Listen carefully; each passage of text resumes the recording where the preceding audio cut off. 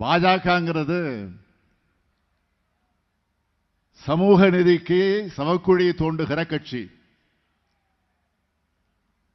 சமத்துவம்னா kilo என்ன விலைன்னு கேட்கிற கட்சி. நம்ம நாட்டை மத இன சாதி மொழி அடிப்படையில் பிளவுபடுத்தி குளிர்காயணும்னு நினைக்கிற கட்சி தான் பாஜக. அப்படிப்பட்ட பாஜகவை மீண்டும் ஆட்சிக்கு வரவிடாம தடுக்கிற கடமை சமூக நீதி மண்ணான தமிழ்நாட்டுக்குத்தான் அதிகம் உண்டு. ஆனா நான் பெரிதும் மதிக்கிற சமூக நீதி பேசுகிற ஐயா டாக்டர் ராமதாஸ் அவர்கள் எங்கே இருக்காருன்னு உங்களுக்கே தெரியும். சமூக நீதிக்கு எதிரான பாஜகவோட சமூக நீதி பேசக்கூடிய ஐயா ராமதாஸ் அவர்கள் எப்படி கூட்டணி அமைச்சார் என்பது ஏதோ தங்கமல ரகசியம்லாம் கிடையாது. இந்த தருமபுரி மக்களுக்கே நன்றாக தெரியும். தெரியுமில்ல? உங்களுக்கு மட்டுமல்ல, அவர் ஏன் மனசில்லாம அங்க போயிருக்காருன்னா அவங்க கட்சிக்காரர்களுக்கும் தெளிவா தெரியும். இதுக்கு மேல நான் விளக்கமா சொல்ல விரும்பல.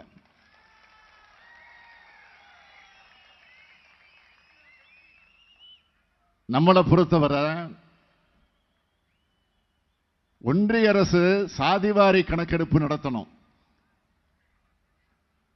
ஒட்டுமொத்தமா பிற்படுத்தப்பட்ட மிகவும் பிற்படுத்தப்பட்ட பட்டியலின பழங்குடியின மக்களோட சமூக நிதியை காப்பாற்றுற அரச ஒன்றியத்தில் அமைக்கணும்னு இந்தியா கூட்டணியை வலுவா அமைச்சிருக்கிறோம். அந்த வகையில் இந்தியா கூட்டணி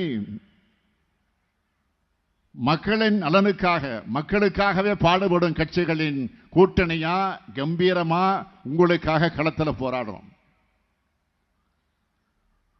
முத்தமிழறிஞர் தலைவர் கலைஞர் அவர்கள் அடிக்கடி சொல்வார்,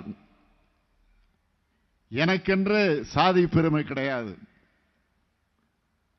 மிக மிக பிற்படுத்த சமூகத்தை சேர்ந்தவன், எனக்கென்று குடும்ப பாரம்பரியம் கிடையாது, ராவ் பகதூர் திவான் பகதூர் குடும்பத்தை சார்ந்தவன் என்று கூறக்கூடிய அளவுக்கு பெருமை எனக்கு இல்லை, கல்லூரி பட்டம் எனக்கு இல்லை, நான் புகுந்ததெல்லாம் ஈரோட்டு பள்ளியும் காஞ்சி கல்லூரியும் தான். பிற்படுத்தப்பட்ட நலனுக்காக சட்டநாதன் ஆணையத்தை அமைச்சார். அந்த ஆணையத்தோட பரிந்துரைகளின்படி சமூக நீதிக்கு புதிய பாதை அமைச்சார். கொங்கு வேளாள கவுண்டர் சமுதாயத்தை பிற்படுத்தோர் பட்டியலில் சேர்த்தார். கல்வி வேலை வாய்ப்புகள்ல பல்வேறு வாய்ப்புகள் அவங்களுக்கு கிடைச்சது. கொங்கு வேளாள கவுண்டர் சமூகத்தினர் இன்று முன்னேறி இருக்கிறதுக்கு முக்கிய காரணம் அதுதான். இன்னொன்றையும் பெருமையோடு சொல்லிக்கொள்ள விரும்புகிறேன். அதே போல் ஆயுதிராவிட சமூகத்தை சார்ந்தவர்களுக்கு 18 விழுக்காடும் பழங்குடியினருக்கு 1 விழுக்காடும் இடஒதுக்கீடு வழங்கி அவங்களோட முன்னேற்றத்திற்கும் உறுதுணையாக இருந்தவர் நம்முடைய தலைவர் கலைஞர் அவர்கள்.